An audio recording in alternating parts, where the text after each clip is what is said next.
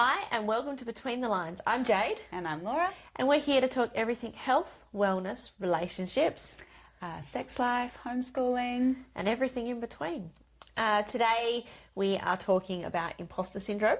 I'm going to take a bit of a lead on this one. Yeah. This is something that I personally suffer quite a lot from. I own two businesses, a homeschool, a coach. I often feel like You do a lot of hard things. but I often feel like sometimes I don't belong, or that I don't know enough, or even though I know enough, it's hard to sometimes feel confident in yourself.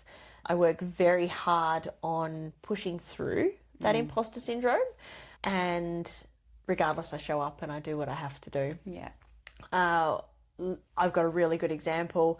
Not long after we bought the gym, my business mentor was having a fitness business summit. There was 30 of us. Majority of them had owned fitness businesses for a long time. And I'm a great business owner. We started our mechanical workshop. We both quit full-time jobs, jumped all in. It has great turnover. It takes care of us. But for some reason, I was going into, and I've been a personal trainer for 15 years, but I was going into this space, this fitness business owner space, and I felt like I didn't belong. Like I didn't know enough to belong in that meeting. Because it's something kind of new. Yeah. Yeah. Yeah. So I know business, but fitness business, I felt like I didn't know what I was talking about or who would want to hear what I have to say. Yeah. And to be honest, that business summit, I went in and I was actually really overwhelmed. So I remember going through all the modules and trying not to cry because we just bought a second business and I was so overwhelmed, and I'm like, who am I to be here? And that carried the whole way through. Yeah. But it turns out that, I had no right to feel that way. I'm a good business owner, and I've turned the gym around, and Absolutely so it just, I think we allow the imposter syndrome to build up in our minds more than it should. We give it more space in our minds than we should. Definitely. It plays into our self-worth. Yeah, definitely. Even when we first took over the gym, and I have been a PT for a long time, but I was taking classes for the first time. I definitely felt sometimes like, what if people think that I'm full of shit? Yeah. I was exactly the same. Yeah. Stepping into a new arena of training. Yeah. Personal training for years, and ran modules training instructors to become instructors. So I know fitness in the body, but I don't know all these movements. Yeah. And then I'd shit myself when you and Scott would come and do the workout. And, I can publicly speak, but it's like getting the words out and what to say. And it's wanting to be perfect straight away. And I think when you're comparing yourself to all the other trainers, or you're comparing yourself to other businesses, what we see on social media, and it's like, well, I'm not there, so I shouldn't be doing this. I'm not even good enough. Yeah. Yeah. And look, especially in the business space, a lot of people don't talk about how hard business is. It's hard. Yeah. Same as in fitness, people don't talk about how hard it is. When I started taking over the programming for the gym, now I've been programming for ages, but you look at Scott and, to go from nothing to where he is now, that's been all my programming. But I remember being, people aren't going to like my programming. It's not good enough. Yeah. Who am I to give this programming? Yeah. And it's times like that you have to remind yourself, well, I am actually good at what I do. Yeah. I do know what I'm talking about. Yeah. And you just have to push through those barriers. You have to remind yourself that you do know what you're talking about. Yeah. I think it takes us back to by doing hard things, by doing the hard things, we know that we are capable of doing these things. Yeah. So we can push through that. Yeah. And you have to reframe what you're saying to yourself. So, oh, well, what if my programming's not good enough? Well, over the last 6 months, I've seen people progress. We've seen, their strength progress, their fitness progress, their skills progress. So their confidence. Yeah. So I am a good programmer. Yeah, absolutely. So you Kill us every week, every day. But you do have to reframe. You do have to tell yourself that, well, actually, get your data and go, actually, I can do this because, well, here's the examples. Yeah. Yeah.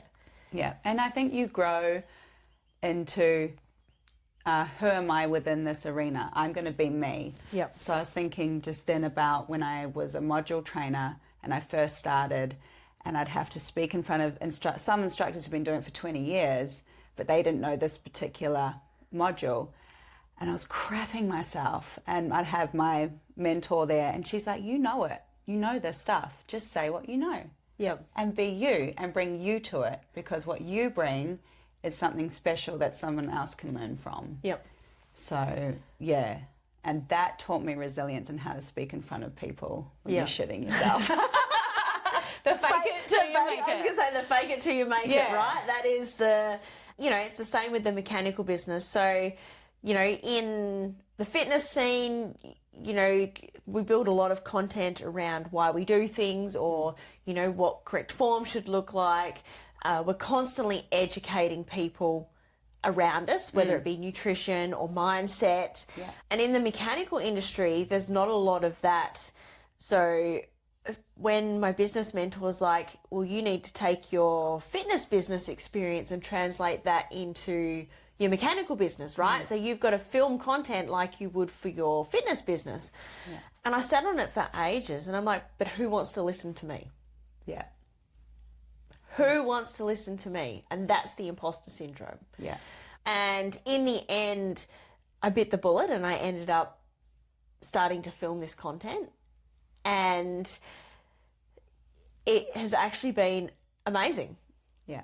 So by ignoring my imposter syndrome and just getting it done, it's actually been really amazing. The videos have been well received. We've had customers comment on them.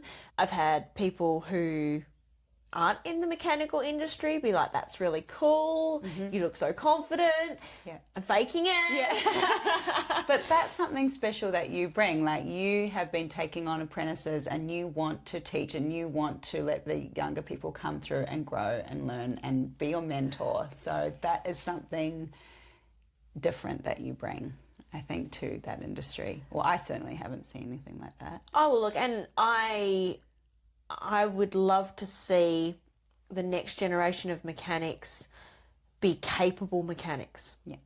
We're seeing at the moment a trend in the industry where a lot of guys are not being, guys and girls, I have a girl apprentice as well as a boy apprentice, they're not being trained correctly.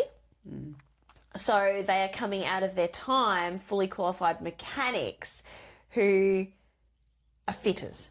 Yeah. And the difference is that there's a problem and they pull a part off and put one on and they don't know how to diagnose it and they don't know how to dig deeper.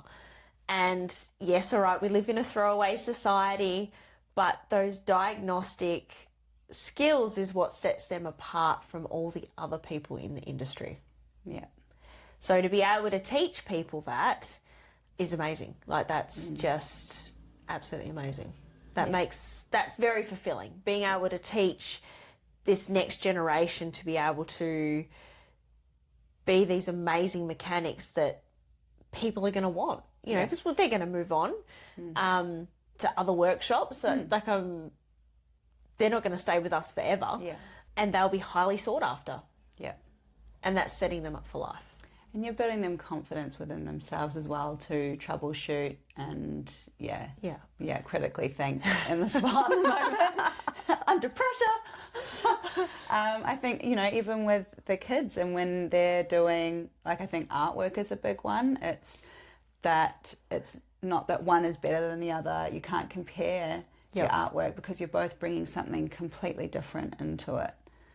And value what you bring. That is exactly how we combat imposter syndrome. Yeah. To value what you bring. Yeah. And to not compare yourself to others, because looking in, they might be feeling the same way. Yeah.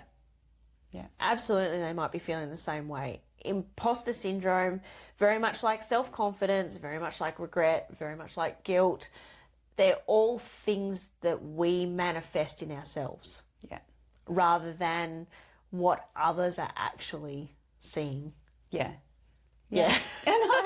And remembering that, you know, when you're in an experience or someone has asked you to do something, they've wanted something from you that they see in you. Yeah. So there's a reason that you're there. Yeah.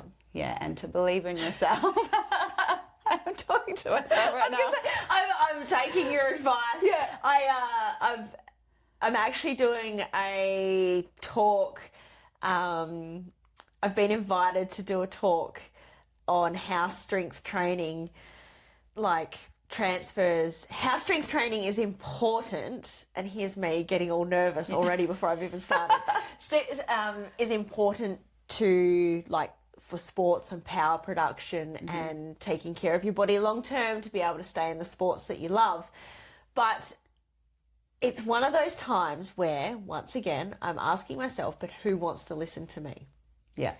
Never mind that I've been a personal trainer for 15 years. And that you've played netball. And that I've played netball at Yeah. a high level, or I've trained as a personal trainer, I've trained, you know, umpires that have gone on to umpire, you know, the West Coast Fever, you know, so they were building up to that A grade badge, and, you know, so You've done 1,000 CrossFit competitions.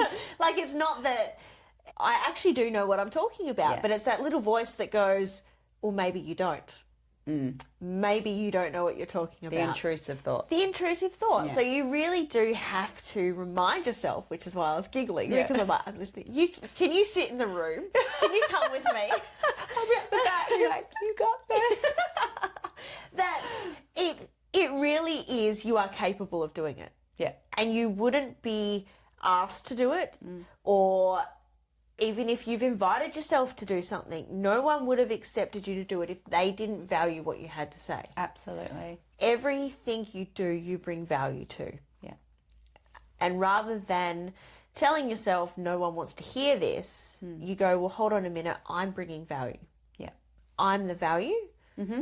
This is what I bring to the table. Absolutely. It can be one small thing that someone hasn't heard before in a different way. Yep. So it might be similar information, but it's the way that you can bring it through. Yep. And you're based on your experiences that other people can relate to. Absolutely. Yeah.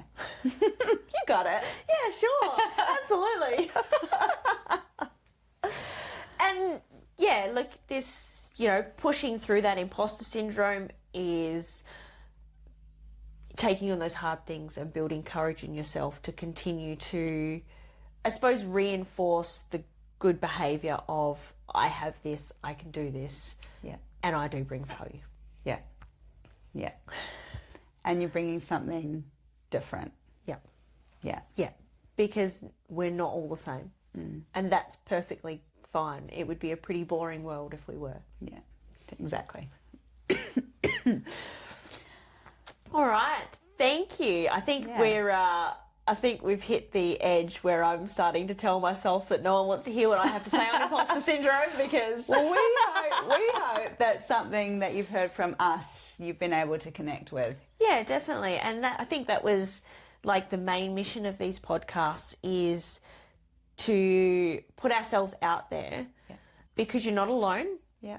You know, whether you are a stay-at-home mum, whether you work for someone else, whether you run a business, you're not alone in having these thoughts. And even if you do have these thoughts, you can push through and you can continue to do hard things, and you can continue to push through the imposter syndrome and the regret and the guilt, and you can live a really great, fulfilling life, and you're not crazy for having those thoughts. Exactly. Yeah. And that it's okay to be vulnerable, and you can reach out to people and you can share, and you just don't know something that you share, how it actually may support that other person. Yeah. Yeah. You don't have to overshare like I do. or like I do. Yeah, but it's important for us to connect to others. Yeah, definitely. Yeah. All right. Thank you for watching today. Please like, share, subscribe, comment, hit us up. Let us know when you've had imposter syndrome and how you overcome it. Yeah. Thanks for listening, everybody. Bye. Bye.